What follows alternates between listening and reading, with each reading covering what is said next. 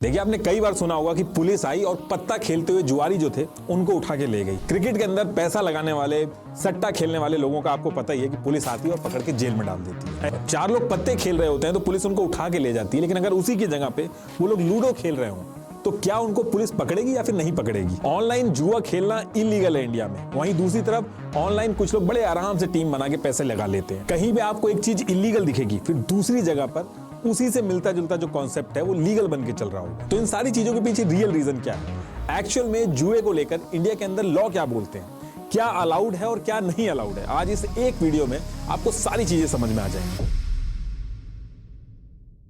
India के अंदर जुआ खेलने का जो इतिहास है वो बहुत ही पुराना है। जब 4th सेंचुरी BC का टाइम था तो उस टाइम पे लोग डाइस यानी कि पासा जो था उससे गेम्स खेला करते थे। चौपर, पचीसी ये सब खेला जाता था और सोसाइटी का बहुत ही इंपॉर्टेंट पार्ट था ये। महाभारत के टाइम पे भी लोग जुआ खेलते थे, लेकिन इस टाइम पे जुए को एक नेगेटिव तरीके से देखा गया, जहां पे पांडव ने सब कुछ गवाया था। इसके बाद 16th सेंचुरी में मुगल्स आए, इनके टाइम पे भी गैम्बलिंग की और फॉर्म्स बनी। जैसे अकबर जो थे वो मुर्गों की फाइटिंग से जो जुआ होता था उसके बहुत शौकीन थे। अब मुगलों के बाद ब्रिटिशर्स आते हैं इंडिया में। इन्होंने ईयर 1777 में हॉर्स रेसिंग इंट्रोड्यूस की इंडिया के अंदर, क्रिकेट इंट्रोड्यूस किया। तो लोगों ने क्या किया, ये जो सारे गेम्स थे क्रिकेट और हॉर्स रेसिंग वगैरह, इसमें भी पैसे लगाना स्टार्ट किया, गैम्बलिंग स्टार्ट की, सट्टा लगाया इन पे। और इसी पर्टिकुलर टाइम पे लोगों ने एक चीज और की थी कि गैम्बलिंग हाउसेस बना दिए थे, जहां इकट्ठा होकर सारे के सारे लोग जुआ खेलते थे। इन गैम्बलिंग हाउसेस में इतने ज्यादा केसेस आने लगे थे, लड़ाई झगड़ा इतना ज्यादा होने लगा था, लूटपाट हुई। ब्रिटिशर्स के हाथ से ये सारी चीजें बाहर होती जा रही थी और इन सब चीजों से निपटने के लिए ब्रिटिशर्स ने क्या किया, इन्होंने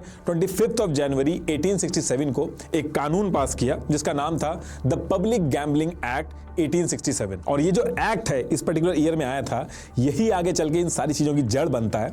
अभी भी ये जो एक्ट है यही चलता है इंडिया के अंदर। अभी आगे सारी डिटेल बताऊंगा मैं आपको। अब ये जो कानून बनाया गया था ये मेनली गैम्बलिंग हाउसेस जो होते थे उनको बैन करने के लिए बनाया गया था, ताकि लोग पब्लिक प्लेसेस और गैम्बलिंग हाउसेस जो हैं उनमें जाके जुआ ना खेलें। इस एक्ट के सेक्शन 13 में इन्होंने जो मुर्गों की लड़ाई थी, जानवरों की लड़ाई थी, उसके ऊपर पैसा जो लगाते हैं उसको भी बैन कर दिया था। और उस पर्टिकुलर टाइम पे इंटरनेट वगैरह नहीं था, तो ये जो ऑनलाइन गेम्स होते हैं, फैंटेसी गेम्स होते हैं, इनके बारे में इस पर्टिकुलर एक्ट में कुछ भी मेंशन नहीं था। ये जो एक्ट था, इस एक्ट के सेक्शन 12 और सेक्शन 18 में एक चीज मेंशन कर दी गई थी कि देखिए जुआ जो है वो खेलना इलीगल एक्टिविटी है इंडिया के अंदर, लेकिन अगर कोई स्किल्ड बेस्ड गेम खेलता है तो वो खेला जा सकता है, वो पूरी तरीके से लीगल है। मतलब कि गेम ऑफ चांस जो है वो इलीगल है और गेम ऑफ स्किल जो है वो लीगल है। लेकिन इस एक्ट में ये चीज डिफाइन नहीं की गई थी कि गेम ऑफ स्किल होगी क्या और गेम ऑफ चांस होगा क्या। और ये जो सारी चीज डिफाइन नहीं की गई थी, ये चीज आज भी मुश्किल में डालता है जब कोर्ट में केसेस जाते हैं। अब इसके बाद ये जो एक्ट था ये पूरे ब्रिटिश इंडिया में इंप्लीमेंट हो जाता है, लेकिन हॉर्स रेसेस जो थी, लॉटरी वगैरह जो थे, ये सब पैरेलली चल रहे थे, इनके ऊपर उतनी लगाम नहीं कसी गई थी। मेन प्रॉब्लम जो इस एक्ट की सॉल्व करना था वो ये था कि एनिमल फाइट पे पैसा ना लगे, गैम्बलिंग हाउसेस जो हैं वो बंद हो जाएं। अब इसके बाद ईयर 1947 में हमें आजादी मिल जाती है और आजादी के बाद जब इंडिया का कॉन्स्टिट्यूशन बनना स्टार्ट हुआ तो हमने ये जो एक्ट था द पब्लिक गैम्बलिंग एक्ट 1867, इसको एज इट इज ले लिया बिना किसी चेंज के। लेकिन इसमें हमने बस एक चीज की, ये जो एक्ट था इसको हमने 7th शेड्यूल की स्टेट लिस्ट में डाला। मतलब कि ये जो लॉ है अगर स्टेट चाहे तो इसको एज इट इज फॉलो कर ले, या फिर अगर उसका मन है तो वो स्टेट के अंदर इसको चेंज करके या फिर अपना एक अलग से भी कानून बना सकती है। तो स्टेट्स जैसे बिहार, छत्तीसगढ़, चंडीगढ़, MP, मणिपुर और भी बहुत सारे स्टेट थे, इन्होंने एज इट इज इसको अपने स्टेट में फॉलो किया। वहीं दूसरी तरफ आंध्र प्रदेश, असम, गोवा, गुजरात, महाराष्ट्र, केरला, ये जो स्टेट्स है इन्होंने इस लॉ को थोड़ा चेंज किया, अमेंड किया, उसके बाद अपने स्टेट में इंप्लीमेंट किया। अब देखिए यहां से रियल स्ट्रगल स्टार्ट होती है।